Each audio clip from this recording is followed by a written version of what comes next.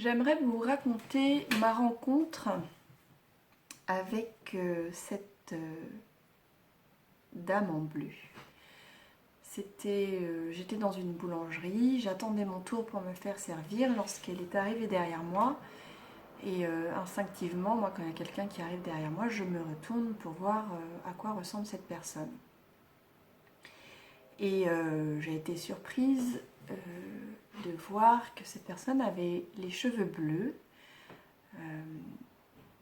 et les lunettes bleues. Elle avait des bijoux, des gros bijoux fantaisie bleus. Elle avait ses ongles qui étaient vernis en bleu ainsi que ses lunettes qui étaient bleues et elle était toute vêtue de bleu. C'était une dame qui devait avoir entre 50-55 ans, je pense, quelque chose comme ça.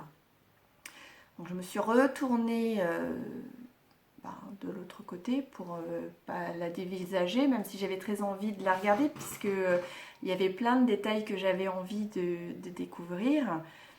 Et à ce moment-là, j'aurais pu très bien me dire que je trouvais ça moche. J'aurais très bien pu me dire qu'elle avait l'air complètement ridicule. J'aurais pu me dire aussi que pour oser s'habiller, se coiffer, se parer de la sorte, il fallait qu'elle soit surtout peut-être marginale ou une artiste. Mais à ce moment-là, lorsque je me suis retournée, je me suis dit waouh, waouh, elle a osé, s'habiller comme elle avait envie de s'habiller, de vivre son truc à fond et en fait de s'affranchir du regard des autres,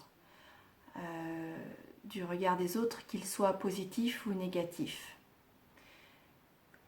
Il vous est sûrement arrivé de croiser, alors peut-être pas cette dame en bleu, mais une personne ou des personnes qui étaient vêtues de manière non traditionnelle, je vais dire, non conventionnelle. Je ne sais pas si c'est le bon mot. Et vous souvenez-vous à ce moment-là de ce que vous vous êtes dit? Quelles sont les remarques que vous vous êtes dit quand vous avez croisé ces personnes? En général, les remarques que l'on se dit, ce sont des choses que l'on n'a pas envie que l'on dise de nous. Si on n'a pas envie qu'on pense de nous qu'on est ridicule, on va dire oh là là, c'est ridicule. Si on n'a pas envie qu'on nous trouve moche, on va dire de ces personnes oh là là, c'est moche, comment on peut s'habiller comme ça? C'est ni bien ni mal.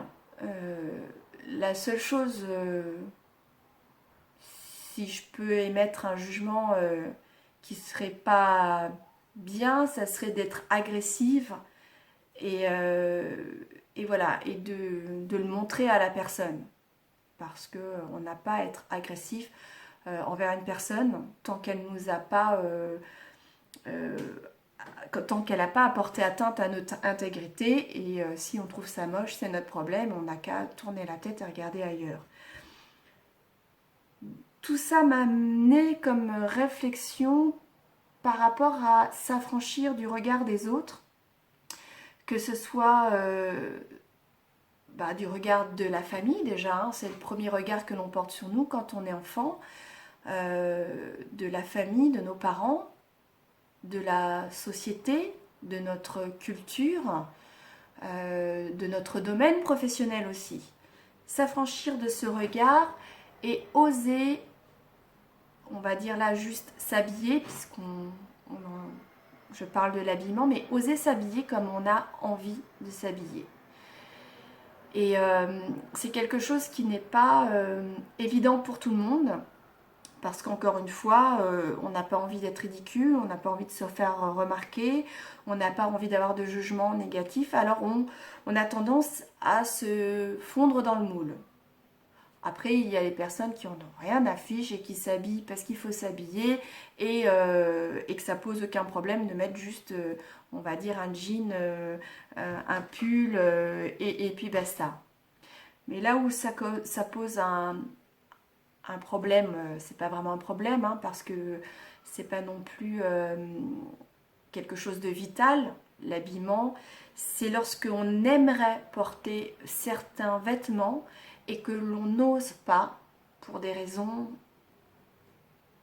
indépendantes de notre volonté. Et je trouve ça dommage. Parce que fondamentalement, on n'a qu'une seule vie et si on a envie de se faire plaisir en portant des vêtements qui nous font plaisir, on devrait pouvoir le faire. Et le regard des autres, je trouve, a une correspondance avec le manque de tolérance que l'on a les uns envers les autres. C'est comme ça, mais on peut le changer. Et ça commence par nous, comme pour tout. Ça commence toujours par soi. Donc, peut-être que si chacun d'entre nous, à notre petit niveau, en croisant cette dame en bleu ou d'autres personnes habillées selon nos critères de façon non conventionnelle, si chacun d'entre nous montrions un peu plus de tolérance, un peu plus de légèreté, car fondamentalement, c'est pas grave qu'elle soit habillée en bleu, qu'elle soit habillée en joueur de foot, ou il, hein, ou qu'il soit en tenue de soirée pour aller faire ses courses.